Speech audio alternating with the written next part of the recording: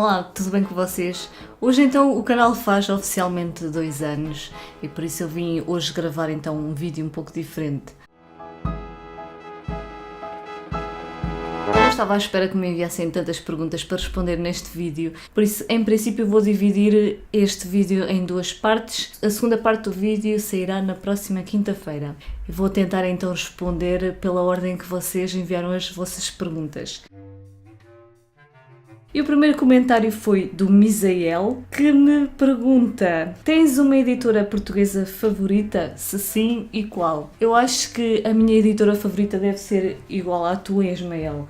A minha editora favorita é Relógio d'Água, embora haja outras editoras que eu gosto bastante, mas esta é sem dúvida a minha preferida. E aqui está um exemplo de uma edição dessa editora. Tenho, por exemplo, aqui também outra, Norte e Sul. Eu acho que elas são todas muito bonitas, mas mais do que pela beleza das edições, a Relógio d'Água é sem dúvida uma das minhas favoritas por causa dos títulos que eles lançam e editam. Eu praticamente gostava de ter todos os livros dessa editora. Capa dura ou paperback? É óbvio que os livros de capa dura são sempre os mais bonitos. Eu tenho aqui, por exemplo, a biografia do Napoleão, de capa dura, mas levar este livro, por exemplo, para fora de casa para ler é muito menos prático e até o conforto na leitura não é tão grande. Tenho aqui um idêntico em paperback que é mais confortável e, embora não seja tão bonito como os de capa dura, também tem as suas vantagens. Por isso eu não consigo decidir entre os dois. Cada um tem as suas vantagens, mas acho que no geral, pelo conforto, acaba por preferir o paperback. O melhor livro do ano até ao momento. Eu já tinha respondido a esta pergunta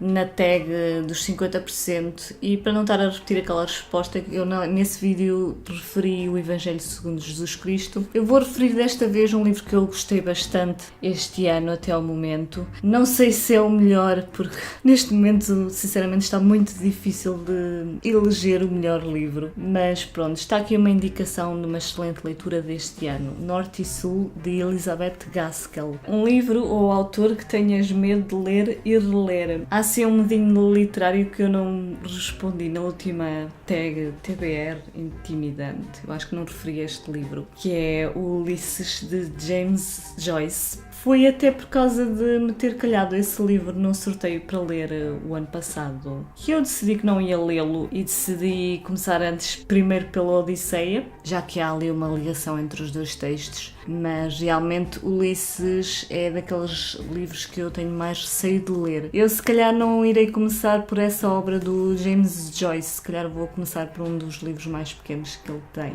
que agora não me recordo o nome, mas que também é indicado para algumas pessoas. Muitos parabéns pelos 2 anos de canal, sabes que gosto muito do teu trabalho por aqui. Beijinho. Beijinho, Ismael, obrigada pelas tuas palavras. É bom sabermos que aquilo que estamos aqui a fazer tem algum valor para as pessoas e saber que há outras pessoas que partilham dos mesmos gostos literários do que eu, por isso, obrigada pelas tuas palavras. A Manganete, não sei se é este mesmo o teu nome ou se é o nome do teu canal, pergunta-me: qual é o primeiro livro que te lembras de ter lido? Fizeste-me aqui fazer uma busca pela internet a ver se eu conseguia aceder às minhas memórias mais antigas, até porque eu não tenho os meus livros de infância aqui comigo. E pelo que eu consegui descobrir no meu baú de memórias, eu acho que dos primeiros livros que eu li, que tinha lá por casa, são aqueles livros da Majora. Eu vou deixar aqui uma fotografia desses livros. Eu devia ter... não sei, não tinha muitos títulos dessa coleção, talvez meia dúzia deles, mas talvez tenham sido esses os primeiros livros que eu li. Eles eram mesmo muito fininhos e sei que eram livros com histórias muito simples para iniciação na leitura, por isso provavelmente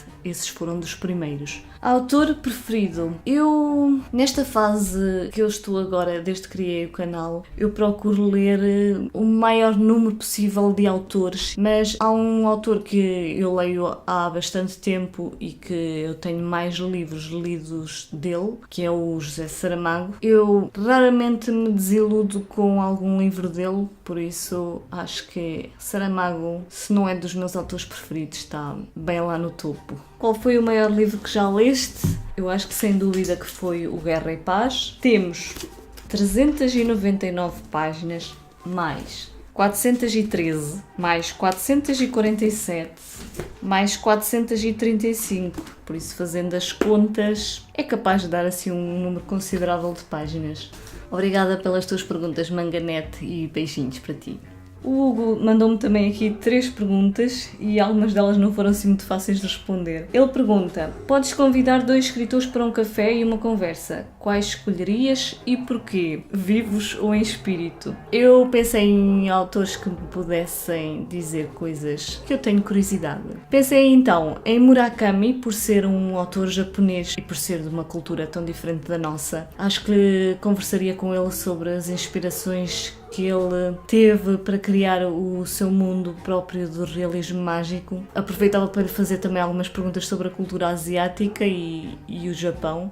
E pronto, era por aí. Também acho que não ia falar muito porque eu, sendo um bocado tímida, acho que ficava um bocado embasbacada, mas pronto. Outro autor que eu gostaria também de conversar um bocadinho, talvez fosse o Frederico Lourenço, pelas suas traduções da Ilíada e da Odisseia e também da Nova Bíblia. Aí eu não sei muito bem que tipo de perguntas é que eu lhe faria, mas talvez abordasse um pouco sobre os temas da mitologia, aproveitando que ele é um especialista, não é? Sobre as próprias histórias bíblicas, se bem que eu acho que primeiro preferia ler primeiro a Bíblia para lhe fazer perguntas sobre isso. E talvez eu lhe pedisse também algumas indicações de leitura que ele achasse interessantes. Que livro escolherias para oferecer a toda a gente no Natal? Teria que ser um livro que pelo menos agradasse à maior parte das pessoas, o que é um pouco difícil. E assim, dentro dos meus gostos literários, eu pensei na Alice no País das Maravilhas, porque é uma história que fascina tanta gente. E é óbvio que eu escolheria uma edição que tivesse ilustrações, porque pelo menos se as pessoas não gostassem da história, teriam as ilustrações para apreciar. Ler e ouvir música, achas que têm de ser atividades separadas? Completamente. Eu sou incapaz de estar a ler e estar a ouvir uma música ao mesmo tempo, porque inevitavelmente eu vou estar atenta à música. E eu definitivamente não sou uma pessoa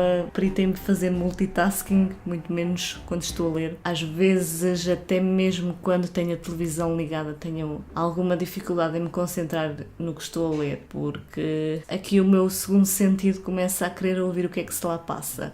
Beijinhos, Márcia, e parabéns pelos 2 anos. Obrigada, Hugo. Beijinhos também para ti e obrigada pelas tuas perguntas. O Ricardo Gonzalez pergunta: qual o melhor livro que leu na sua juventude? Ricardo, tu fizeste-me logo aqui uma pergunta quase impossível de responder, porque as leituras que eu fazia antes de criar o canal, eu não tinha qualquer tipo de registros das minhas impressões de leitura ou da minha classificação das leituras. Nem sequer usava, por exemplo, o Goodreads, em que nós classificamos os livros e temos esse registro por vários anos, indefinidamente até. O que eu tinha na altura, numa fase da minha vida, era aqui uma lista de livros que eu ia lendo. E tu até me deste uma ideia de fazer qualquer dia um vídeo para falar sobre os livros que mais me marcaram na minha juventude. Mas do que eu me lembro, eu posso te dar 2 exemplos de livros que eu gostei bastante e que me ficaram na memória, que foram O Meu Pé de Laranja Lima, de José Mauro de Vasconcelos, e Os Capitães da Areia, de Jorge Amado. Estes são 2 livros que eu gostei e que acho que são uma boa aposta. Qual o melhor autor ou autora que lhe marcou mais? Mais uma vez, uma pergunta das difíceis. Além do Saramago, que eu já falei aqui, posso referir, por exemplo, o Milan Kundera, que eu leio há bastantes anos, foi dos primeiros autores que me marcaram e que me fizeram, inclusive, procurar mais livros dele. E outro foi com um livro em específico, que foi O Mundo de Sofia, que é uma espécie de romance filosófico em que, de uma forma quase informal, nos são dadas várias lições de filosofia e sobre a história da filosofia, e que me fez questionar bastante sobre as questões existenciais da vida. Eu devo dizer que eu comecei a gostar de filosofia a partir da leitura deste livro, e devo dizer também que houve ali uma fase de transformação a partir da altura em que eu li este livro e que comecei comecei a pôr-me certas questões. Qual a sua meta de fãs para este ano? Eu, se fosse a pensar em metas de números de subscritores, penso que é isso que tu te referes, aqui no BookTube português, eu estaria a comprar a minha própria frustração, porque se nós olharmos a números e comparando com canais do Brasil e que conseguem subir o número de subscritores muito mais facilmente e conseguem chegar a grandes números comparado connosco em Portugal. Para que estar a pensar que irei chegar a um determinado número se eu sei que a partir disso é praticamente impossível de acontecer? Só se eu fosse sim, uma pessoa extremamente carismática e que, sei lá, fizesse aqui o pino e fizesse humor com o canal. Eu não tenho propriamente a experiência para fazer esse tipo de vídeos ou o tipo de personalidade, por isso eu não vou estar a ser ambiciosa e estar-me a frustrar com esse tipo de coisas. O que eu me foco aqui é mais no conteúdo, eu procuro fazer vídeos que vão de encontro àquilo que eu gosto de ler e que acrescentem algo para quem me está a ver. O meu objetivo por aqui para já é divertir-me e conversar com as pessoas, por isso acho que estar a pensar em números não faz assim tanto sentido. Qual foi o momento mais complicado como youtuber? Eu não tive assim grandes momentos complicados como youtuber. Esse termo para mim até é um bocado estranho. Acho que ainda não me habituei sequer a esse termo de ser uma youtuber. Mas acho que o momento mais estranho e mais awkward foi mesmo quando comecei a fazer vídeos em que eu olhava aqui para a câmara e era uma sensação muito estranha porque parecia que estava ali a falar sozinha. E agora eu já consigo ter a noção que há pessoas a verem-me e consigo imaginar que estou a falar com vocês, que na realidade estou, embora em tempos temporais diferentes, e a partir daí as coisas tornaram-se um bocadinho mais fáceis. Qual foi a melhor coisa que o YouTube lhe trouxe? Essencialmente poder falar sobre aquilo que mais gosto com outras pessoas, falar sobre livros. No dia a dia são raras as pessoas que comentam que estão a ler algum livro sequer, quanto mais falar sobre as obras que nós lemos. Eu acho que isso é de longe a melhor parte de fazer vídeos aqui no YouTube. Boa continuação do canal. Obrigada, Ricardo, pelas tuas perguntas e pelo teu incentivo. E espero que o canal também te tenha trazido alguma coisa de interessante. Adora, pergunta-me qual a personagem pela qual te apaixonarias. Raramente tenho uma crush literária, acho que nem me lembro. Mas para não te deixar sem resposta, eu escolhi aqui o Bolkonsky, Andrei Bolkonsky, do Guerra e Paz. Eu sei que tu não gostas de ler este tipo de livros, mas se vis a série, é quase idêntico. Personagem que espancavas até à morte. Eu não sou uma pessoa violenta. Eu espancava um bocadinho o Padre Amaro, do Crime do Padre Amaro. Acho que ele foi bem sacana e era capaz de lhe bater um bocadinho. Bom, eu acho que vou dividir o vídeo mesmo por aqui. Eu vou fazer então a continuação deste vídeo, que sairá então na próxima quinta-feira. Obrigada por terem assistido até aqui, fiquem bem e até o próximo vídeo.